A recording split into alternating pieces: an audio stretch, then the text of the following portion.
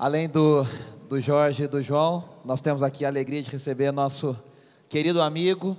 Trabalhamos juntos 2 anos, foi uma grande honra, um grande aprendizado, que é o nosso amigo Jonas Madureira, um dos, posso dizer, maiores, não tem uma falta de palavra melhor, mas um dos pastores e pregadores e conferencistas da nova geração, da geração mais jovem, que tem se destacado no Brasil. A gente está falando de outros hoje, como o Weber Júnior, como o Felipe Fontes e tantos outros, mas o Jonas tem sido um grande referencial no Brasil, em todo o Brasil, através do trabalho na Vida Nova, através do trabalho em outras frentes. E é uma alegria ter você aqui também com a gente. E eu queria começar perguntando, Jonas, para você. A gente tem falado, às vezes a gente bate muito forte, né, nessa coisa do o pessoal não quer estudar a palavra e o pessoal quer cantar só oba-oba, mas nos últimos anos, não importa se é dentro da teologia reformada ou se, mesmo na pentecostal, dá para se perceber que muita gente tem se despertado para um estudo da Escritura, e você vê isso diretamente porque você é requisitado diretamente para isso. Gente jovem, sedenta de aprender mais sobre a Bíblia, de forma séria e comprometida. Os seminários estão cheios como talvez nunca estiveram, né? Em São Paulo a gente vê vários seminários lotados de alunos e querendo e buscando. Como é que você vê isso assim? Como é que para você é um agir de Deus especial no Brasil? Ou você acha que ainda tem um caminho muito grande? Como é que é isso para você? Bom, em primeiro lugar, muito obrigado, Renato, pelo convite. Estou muito feliz de estar aqui, presenteado por esses 2 gigantes. Foi uma delícia ouvir vocês hoje aqui. Foi uma delícia. Tem sido muito bom estar aqui com vocês, então muito obrigado pela oportunidade de estar aqui. A pergunta é muito interessante, difícil de avaliar, né? Como é que a gente avalia a qualidade do sujeito que lê? As pessoas acham que elas, por lerem muito, elas vão entender muito, mas ninguém vai conseguir ler sem se livrar de si mesmo. Quem vai ler um livro, quem vai ler um texto, é você. Se você for vazio, você pode ler 300 livros. Esses 300 livros serão muito mal lidos. Porque a leitura, ela não é só correr os olhos para identificar as manchas numa folha de papel em branco. A leitura é você. Então, é a mesma coisa que a gente vai ler a Bíblia, né? Se a gente tem pouca leitura, a gente tem uma leitura da Bíblia muito pobre. Então, vou dar um exemplo do que eu tenho, de alguma forma, trabalhar nos seminários, na questão dos pregadores. Eu acho que o pregador e o músico têm muito a ver. Os 2 são artesãos, lidam com palavra. E eles não podem lidar com a palavra de qualquer jeito. É um trabalho artesanal, de cuidado. A escolha da palavra, ela é importante, inclusive para um sermão. E aí, eu acho que às vezes a gente acha que estudando muito grego, muito hebraico, vamos ser excelentes expositores da Bíblia. Eu tento dizer que se a gente não lê literatura, por exemplo, se a gente não aprofundar o nosso campo de significado de palavras, as palavras têm cores, têm peso, têm leveza, elas têm dinâmica, elas dançam. Se a gente não souber lidar bem com essas palavras, a gente não vai nem conseguir ler bem a Bíblia e não vai conseguir comunicar a beleza que está ali dentro. Então eu entendo que é importante, eu fico assombrado, e isso é positivo, por ver muitos jovens lendo e a literatura crescendo no Brasil. Eu sou de um tempo, e acho que vocês ainda mais, talvez esse tempo de leitura, os livros que a gente teria de teologia hoje, ou coisa do gênero, era muito difícil de você ter. Hoje você tem textos e inúmeros livros aí à disposição, de uma forma, na internet, de vários formatos, etc. Então, a possibilidade de a gente ler é muito grande. Mas às vezes eu me preocupo com a nossa formação interior, porque se a gente não apreciar a nossa língua portuguesa, se a gente não apreciar a nossa literatura, a gente vai ler mal a Bíblia, vai ler mal o nosso tempo, e aí a gente não vai ter condições de expressar nem de aprender o texto bíblico com a riqueza que ele tem, porque é como se ele fosse um diamante, mas a gente é tão bruto, tão grosso, que não consegue descobrir que ali tem um diamante. A gente não consegue trabalhar o texto, porque a gente precisa ser trabalhado. Eu acho que o leitor precisa ser trabalhado. E enquanto a gente achar que é a quantidade de livros que a gente lê que vai nos formar, a gente vai perder de vista o fato de que às vezes é um livro só, bem lido e um bom livro, que pode começar a nos formar como leitores. Muito legal, e eu acho que isso tem tudo a ver com a área da música. O Jorge falou isso aqui durante o dia, eu vi o começo, falando da poesia, o que é a poesia, o que são as palavras. E assim, eu estava pensando, vendo vocês dois, e falando, vocês comentando da época da Morumbi, com as cantatas e tudo, eu pensei, caramba, que época boa, que geração boa, vocês, o Heather, o Pimenta um pouco mais velho, o Nelson um pouco mais velho, mas trabalharam juntos, eles ali acompanhando vocês e tal. E às vezes a gente bate muito na atualidade e tal, mas assim, nos últimos anos a gente também tem uma boa geração, uma boa safra surgindo.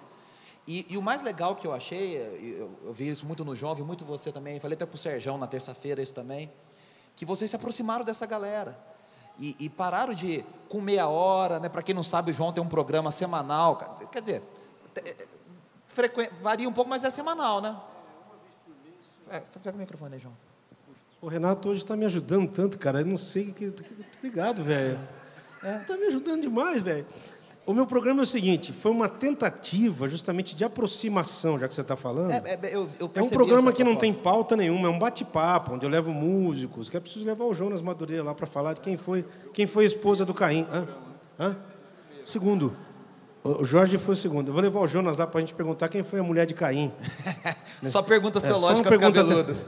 Mas assim, é um programa que a gente bate um papo. E as pessoas, por onde eu passo, o que eu mais escuto é isso. Cara, tem pessoa que eu te conheço há tanto tempo que eu assisto os programas.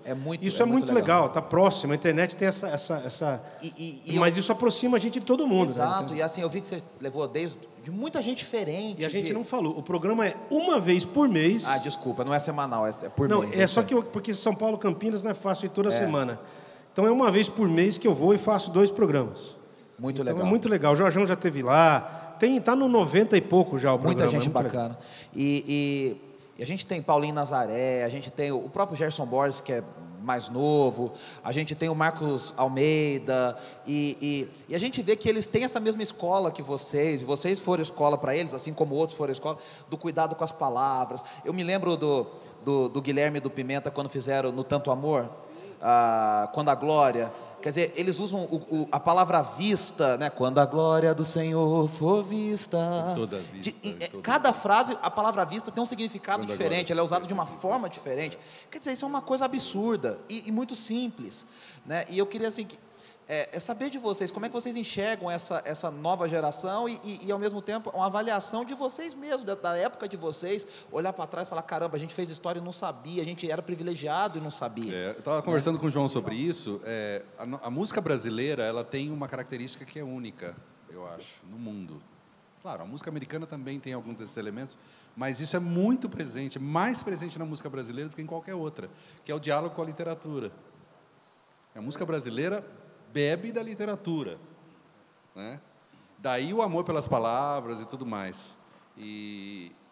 Só que, infelizmente, a gente observa que, um pouco do que você está colocando também, as pessoas não conseguem, muita gente não consegue perceber essa riqueza, né? E, consequentemente, não consegue apreciar essa profundidade, né? Passa batido. Mas o João teve essa experiência mais recentemente, e eu em outras oportunidades. Qualquer lugar fora do Brasil, a música brasileira é reverenciada, entendeu? Reverenciada como uma música de altíssima qualidade.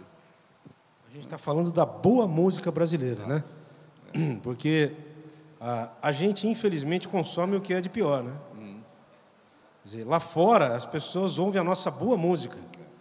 Então, a gente aqui ouve aquilo que sobra, o refúgio, entendeu? Quando no Brasil algo está ruim, pode ter certeza que ele pode ficar muito pior. Então, o que eu acho é o seguinte, pegando o gancho no que você falou, por exemplo, o castelhano, o espanhol, por exemplo, ele é legal para poesia. Se você ouvir uma poesia em espanhol, é apaixonante, né? O americano é legal para música, você ouve melodias, harmonias, mas as letras, às vezes, quase chegam a ser pueris, né? Quando você vai traduzir fora as traduções mal feitas, né? Se você ama... não sei, aquela coisa horrível que quando o cara pega uma versão americana e tenta botar uma letra brasileira. É horrível, né? Não é assim? Só que o Brasil tem a ponte, cara, da letra com a música. Aqui a gente consegue pôr poesia e música, cara. Você ouve... Ai, a lua que do céu surgiu, não foi a mesma que te viu nascer nos olhos meus. Bicho, isso é poesia do Vinícius de Moraes. Então, eu acho que assim, lá atrás, sem internet, o sujeito era bom e por isso ficava conhecido. A gente está vivendo uma época que só porque o sujeito é conhecido, todo mundo acha que ele é bom. É a irrelevância e a impertinência e a coisa epidérmica da internet. Se o sujeito tem tantos views, cara, ele deve ser bom. Está todo mundo vendo.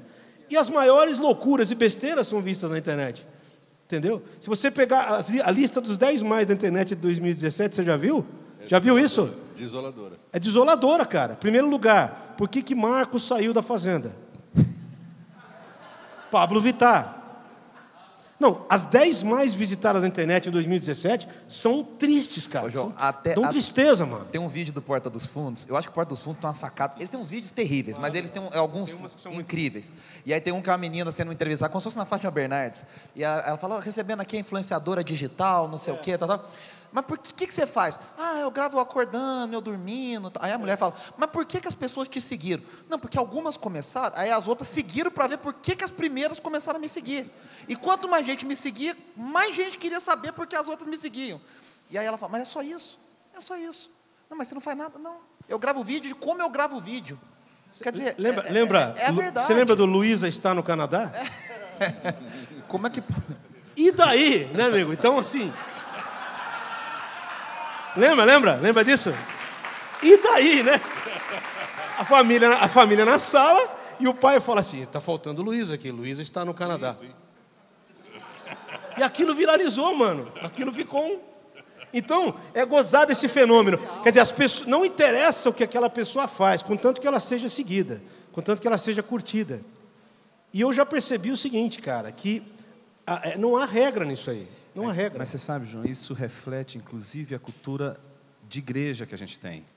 Você para para pensar hoje, você tem igrejas investindo milhões para construir um cenário espetacular, com gente pobre de espírito. Então, você tem a estetização... Cheias de pessoas vazias. Exato. Então, não tem como sair dali coisa boa, não tem como sair dali preocupação com a palavra, porque a preocupação maior é com a estética que vai alcançar e vai falar mais rápido. E o que é mais difícil? É alcançar... Se está sendo visto, se está sendo curtido, se o culto tem quantas... Temos aqui presentes tantas... Pô, bicho, não quer dizer nada, né? Isso pois é, e aí eu acho que a discussão hoje que eu acho que é interessante levantar é qual é o lugar da palavra na igreja? Porque a gente tem uma dificuldade enorme hoje, porque somos o povo do livro e a gente não gosta da palavra não a palavra com P maiúsculo, da palavra com P minúsculo, que é a falta de cuidado com ela, que expressa exatamente a má formação, porque isso é fruto já de uma situação que é o nosso estado hoje. Então, quando você tem uma formação de pessoas que simplesmente olham para a literatura e dão risada, tipo, não, para que eu vou ler literatura? Para que eu vou ler? Sabe que eu estava no estacionamento de um shopping e eu parei o carro no setor pago, que tem os caras, os manobristas. E o menino foi lá buscar meu carro e a hora que eu saí do shopping para pegar o carro, eu escutei o seguinte diálogo. Um menino de uns 20 anos, 18, 20 anos, falando para um cara bem mais velho. Rapaz, eu preciso começar a ler. Eu estou precisando ler mais, cara. E o cara, que era mais velho, de uns 45, 50 anos, falou, que leitura, rapaz? Leitura é coisa de vagabundo. Que lê, cara? Que lê o quê, bicho? Vai trabalhar, meu. As pessoas acham que isso, a leitura, o fato de se né? Quer dizer, lembra daquela frase dos antigos? Quem lê, fala melhor, se comunica melhor, pensa melhor, né? Não se deixa levar. O pior tipo de pessoa para um manipulador é que não sabe pensar, o que não lê, é o que não se entende, né? E é gozado é o seguinte, o fenômeno, né, Jonas? O sujeito faz 25 anos, doutorado, mestrado, não sei o quê, está em sociologia. Aí o cara vai e coloca assim na internet: o povo brasileiro é carente de atenção. Vem um mané, lá não sei da onde, que não entende nada, e fala: você está falando uma tremenda bobagem. Quer dizer, a gente está vivendo nessa época que já não é pós-modernismo, é falta de educação modernista, você pode dizer assim, e critica o sujeito que estudou 25 anos para fazer determinada afirmação. Isso é irritante, cara, isso é irritante. Aí você pode dar uma pessoa: você sabe quem é esse cara que está falando essa frase que falou aqui? Você sabe quem é o Mário Sérgio Cortella? Você sabe quem, entendeu? Você não vem colocar um sociólogo, sei lá, não estou falando que foi ele que escreveu, mas, entendeu? As pessoas acham que têm o direito de criticarem o cara que estudou aquilo para fazer aquilo. E a minha opinião é mais importante na internet do que o que está sendo feito. Tipo, esse é o pensamento. Deixa eu ver o que eu acho do que o Jonas Madureira falou sobre isso. Aí o cara lê o seu texto e faz um comentário totalmente idiotizante. E eu lembrei daquela frase, cara, que a alegria de um sujeito inteligente em determinado assunto é se fazer de ignorante diante de um ignorante que se acha um inteligente. Então, você chega para um mecânico e fala: olha, carro é tudo igual. Tem 4 pneus, tem vidro, direção, vai daqui até Campinas. O mecânico, que sabe que o carro não é tudo igual, fala: não, você tem razão, é verdade. Para não discutir com você, ele acaba concordando, que é o que a gente acaba fazendo para não arrumar confusão, porque a pior coisa que existe é confusão no Facebook, é confusão. Esses debates são debates de guerra de tomate, né? Porque o sujeito mostra o traseiro na internet, mas não mostra a cara. Na internet todo mundo é valente, todo mundo critica a sua mensagem, a sua música, a sua lei. O cara não vê que às vezes está cantando numa igreja, o som não estava legal, você desafinou, você errou, sei lá. O cara, bicho, o cara errou tudo, bicho, está uma porcaria essa apresentação desse cara. Ele é bom no CD, é ao vivo, entendeu? Aquele dia você esqueceu um trecho da mensagem, você errou uma palavra, mas não. Então, esse senso crítico, não posso chamar de senso crítico, cara. Eu acho que é um desejo das pessoas de dizerem: olha, o que eu enxerguei é melhor do que todo mundo enxergou. E isso é uma coisa que todos nós, se não cuidarmos, vamos cair nessa mesma... Né? Você é o que te inspira, então, se nada te inspira, você é nada. Entendeu? Então, é complicado.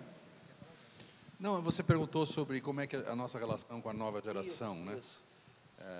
Eu acho que é uma relação de afinidade, na medida em que algumas dessas pessoas que têm dessa nova geração também fazem essa leitura de que é importante valorizar a música, a palavra, com P minúsculo. Esse é um caminho excelente. Fora isso, eu acho que já é mais difícil, né? Porque existe também aquela coisa que a gente já discutiu bastante, do mercado. Isso é uma coisa muito forte, né? Nem se tratando de arte e arte religiosa. Se bem que me parece que o mercado anda meio também assim, balançando nas pernas, não? Com a internet, se há algo bom, se há algo bom é o fato de você não depender mais de um mercado. O sujeito pode lançar o trabalho dele na internet, todo mundo ver, escutar e ter acesso ao que o cara faz por causa da internet. Mas, assim, em se tratando de música evangélica, eu tenho uma opinião que eu escutei uma vez que eu achei muito legal. Os pastores não entendem de música e os músicos não entendem de Bíblia. Então, começa um, dá pitaco na vida do outro, de uma maneira, com todo respeito pelo Jonas, que entende de música e Bíblia. Mas, assim, a maioria, às vezes, opina em algo que não está dentro da sua alçada. E aí, no e caso ao contrário também. E no caso do mercado, o cara não quer saber o que é bom para a igreja, o que é bom para a palavra, ele quer saber saber o que é bom para vender. Exatamente. O que todo mundo está no lugar dele também. O que está no lugar dele também. Cabe ao artista, né, Jorge? Eu acho que é um pouco de lidar com essa pressão. E, enfim, acho que essa coisa hoje mais democratizada facilitou. O cara produzir o que ele quer e divulgar o que ele quer, né? E eu acho que assim, João, nós temos todos os nossos pecados. Mas eu acho que, pelo menos, olho para a sua obra assim, eu nunca vi você falar assim: isso aqui eu vou gravar porque vai vender muito. Eu nunca pensei nunca assim. Pensou não, assim. Não. Só que eu vou gravar porque eu gosto, porque eu acho bonito. Não, eu já pensei assim, não posso ser um pecador, seria um mentiroso se eu dissesse que não. Mas eu olhei para a tendência do que se tocava fora. Que tipo de música? Eu cheguei a me inspirar em Michael Jackson, pô. Todos São Iguais, a primeira gravação era tudo em cima do Michael Jackson. Aquele sequência, aquele batidão.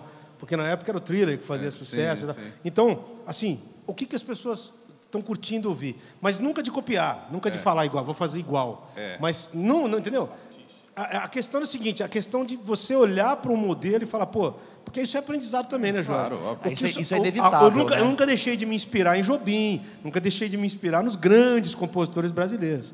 Mas, assim, eu não posso olhar para o que a maioria gosta e cantar só o que as pessoas gostam e me esquecer do que aquilo que elas precisam ouvir. Também. Porque senão eu me vendo. Aí, de novo, é um cuidado pastoral, quase. Aí é que eu ia falar igreja. do cuidado pastoral. Quer dizer, não se passa letras por um crivo pastoral, não se passa certas verdades que se cantam, né? Por exemplo, é óbvio, tem música que, por exemplo, distorceu o personagem. O cara pega o Zaqueu, que subiu na árvore porque era baixinho, e fala que o Zaqueu subiu para chamar a atenção. Pegando o exemplo das músicas, você pega o Zaqueu que o Danese escreveu, e você pega o Zaqueu que o Stênio escreveu a música, você vê que são dois personagens completamente distintos. Se eu pegasse o que o Zaqueu falou e colocasse na música do Danese, acho que não vendia. Vou dar metade dos meus bens aos pobres, a outra metade eu vou distribuir. Não vendia.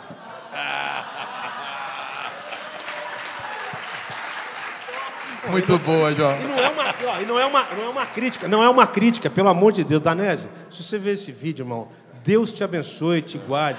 É um cara abençoado, tem uma voz linda, compõe muito bem. Vai no meu programa. Mas o Zaqueu não foi isso que o Zaqueu falou, cara. O Zaqueu e outra, filho que quer chamar a atenção é filho mimado. O Zaqueu era baixinho, cara, por isso que subiu na árvore. Né? Não inventa Zaqueu. Não inventa Zaqueu, não inventa Moisés, não inventa, entendeu? Mas eu acho que assim anda se acrescentando muito pingo no i da Bíblia, entendeu? E isso é perigoso. Vocês falaram das cantatas, uma para mim que eu sempre fico, acho que vocês dois estavam envolvidos, Eram 12. Para mim, Eram 12, para quem não sabe, é uma cantata com uma música para cada apóstolo, para cada discípulo de Jesus. E assim, para Pedro é fácil, falar apóstolo hoje é meio complicado, né? Para Pedro é uma coisa, João, agora, cara, tem uns ali para Judas, nossa, sumiu a pau. Judas, não, Tiago desconhecido. Tiago desconhecido, o outro. Judas Tadeu, quer dizer. Bartolomeu, que era outro nome. E é uma cantata incrível. Né? Como é que era esse processo para vocês, assim? Sei lá, você lembra? Para mim. Não, mas é claro. Faz 30 anos. Estamos velhos. Para mim é o seguinte: foi quando eu comecei a conviver com o Guilherme, foi quando eu comecei a fazer parcerias teológicas, no sentido, o que a gente vai fazer para a igreja aprender mais sobre os discípulos. Tem uma cantata, por exemplo, chamada a de Lucas, que é a cantata de João também, que é linda também, que era Sérgio Pimenta e Guilherme Quer. Tem uma cantata que é o Semeador. Luz, cantata Luz, que é sobre o semeador e outras histórias. Cantata Luz é maravilhosa. Mais recentemente tem Isaías, que é Consolar meu povo. Consolar meu povo. Que as cantatas eram maneiras do cara decorar a Bíblia de outros. Vento Livre é uma que é extremamente cultuada e celebrada, e acho que Eram 12 pela dificuldade, né, Jorge, da composição, de construir o personagem. Exatamente. Né? Então, o Eram 12 nasceu assim, como a primeira que foi feita foi o Vento Livre. Aí houve uma repercussão muito grande na época, tal, até porque teve aquela coisa da produção, com a orquestra e tudo. Uma superprodução. A Igreja do Morumbi investiu muito dinheiro nessa produção. Então aquilo marcou bastante. E depois veio Atos, né, logo em seguida.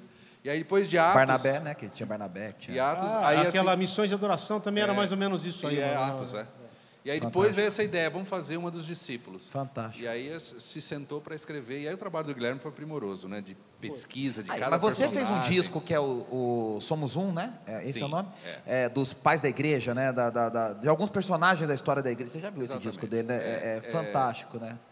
A linha ali condutora é a tradição mística, né? Então, desde os padres da igreja, passando pelos místicos medievais e chegando na idade contemporânea com o Merton, que é o americano, né? Então, assim,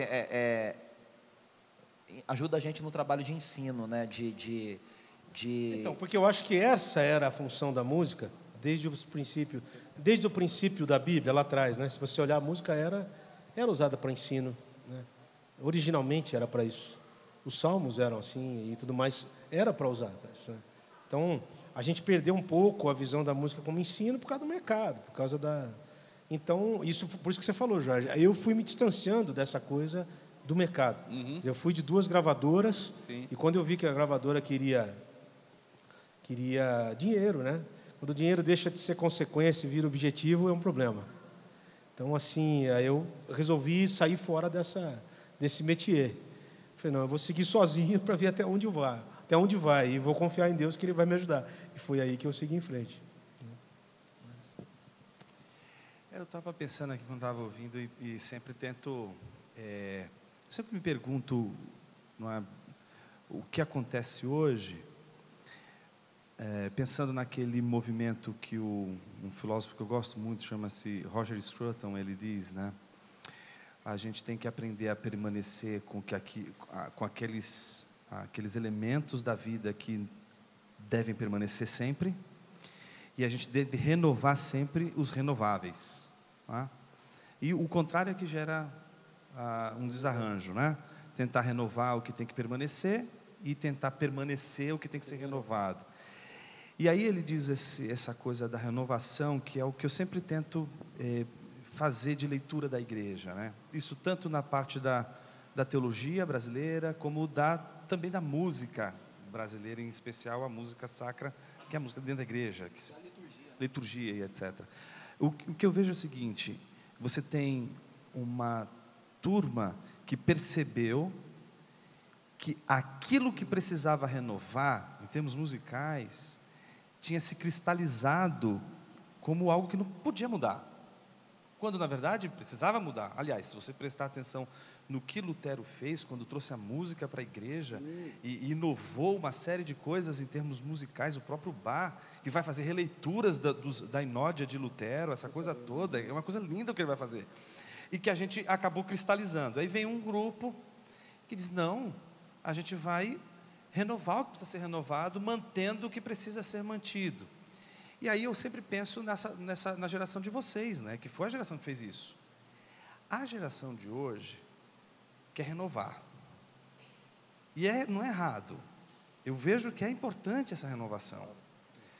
Mas o que eu vejo hoje de complexo, e isso eu queria ouvir até de vocês. Eu estou até fazendo papel agora do Renato, porque agora é a minha dúvida. Vou aproveitar o momento de vocês que estão aqui, que é o que sempre vem à minha mente.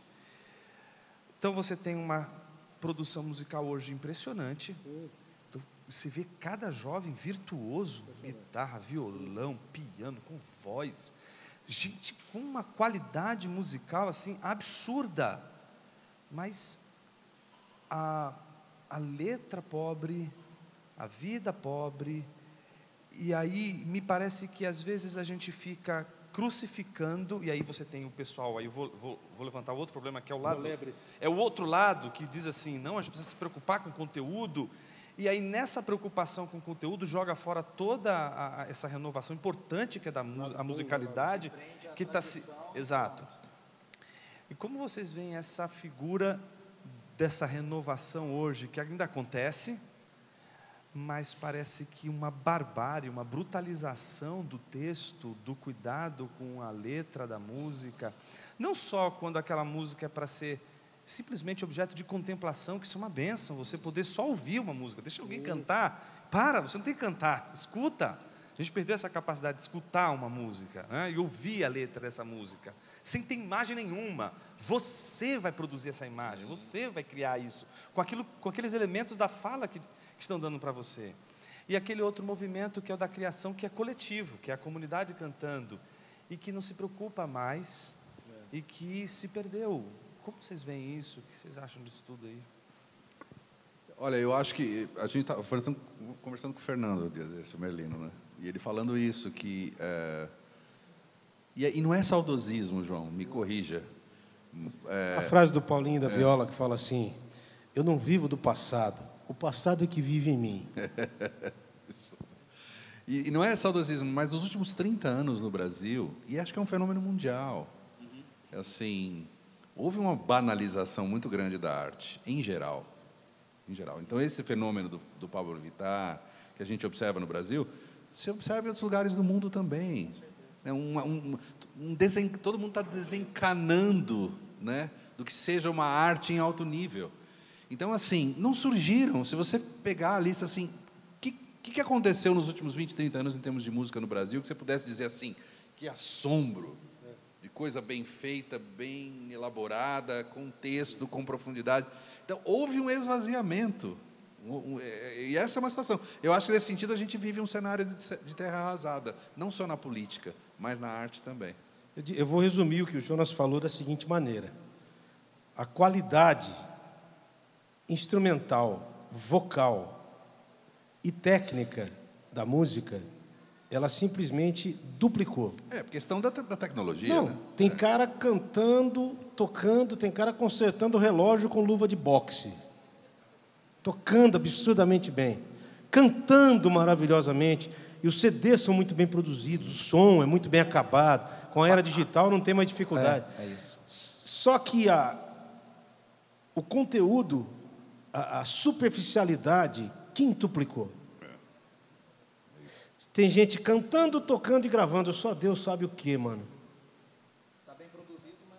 Então você vê que é uma qualidade maravilhosa. A hora que você vai ouvir, eu falo assim, meu amigo, isso aqui é cocô de cachorro embrulhado para presente. Para não falar mais palavrão, porque eu sou crente. É embrulhado para presente. Você sabe que é interessante, salvo as devidas proporções, me parece a mesma situação que acontece no púlpito. É a reprodução de um do Não, mas outro. é 15 quilômetros de comprimento por 1 centímetro de Exato. profundidade. Mas você vai ver os equipamentos, a mídia, a Parafernália parafernália e o sujeito, a impostação de Eu voz. já arrumei briga numa igreja uma vez, porque eu fui tocar, e a preocupação do pastor era que a NET estava filmando. E porque a NET estava filmando, os caras atrasaram a minha apresentação 4, 5 horas. E eu estava cansado, estava com uma crise de labirintite naquele dia, estava mal. Quer dizer, eu cheguei no horário que foi marcado e me puseram para tocar, depois uma propaganda de plano de saúde, 10 músicas no louvor, uma irmãzinha que fez 4 solos, e papapá, e a NET estava filmando, a preocupação dele era essa. E eu não sei muito levar desaforo para casa. Aí, a hora que eu subi, eu reclamei. Eu falei, olha, gente, vocês têm que cuidar com o horário. O que está escrito no cartaz ali em cima? Qual hora que era a minha apresentação? 7 horas. Agora são quase 10h30. Aquilo ficou, aquele clima, né, mano? Porque isso aqui não é um show, isso é um culto. Aí vem o lado espiritual, né, Jonas? Aí vem um lado, e o cara subiu e pregou sobre a glória de Deus se foi. Como é que eu... Icabode. O Icabode. O cara mudou o discurso, porque eu reclamei e a glória de Deus se foi. Entendeu? Então, esse tipo de comportamento, essa falta de noção é o que você está falando. Importa o que está sendo mostrado, não o conteúdo que está sendo mostrado. Não se o que está sendo filmado e falado e pregado é algo sério. Não se está sendo cantado, tem conteúdo para mudar a vida de alguém. Mas se todo mundo curte, se todo mundo bate palmas, se todo mundo dança, se todo mundo toca. Se ela dança, eu danço e vamos embora, entendeu? E é o Brasil, cara, é o Brasil, entendeu? Então é ruim. Eu estou vendo o horário aqui, pensando assim, dá vontade, como todas as noites, a gente continuar esse bate-papo, né? Mas eu quero agradecer muito, Jorge, João. Fica para o ano que vem a gente continuar esse papo, Jonas. O Jonas vai falar ainda. Eu sei que mas tá. O Jonas ainda vai fazer a sua plenária e tenho certeza que ele preparou algo muito, muito bacana. Então, eu vou deixar a palavra com o Jonas. Obrigado, pessoal. Obrigado.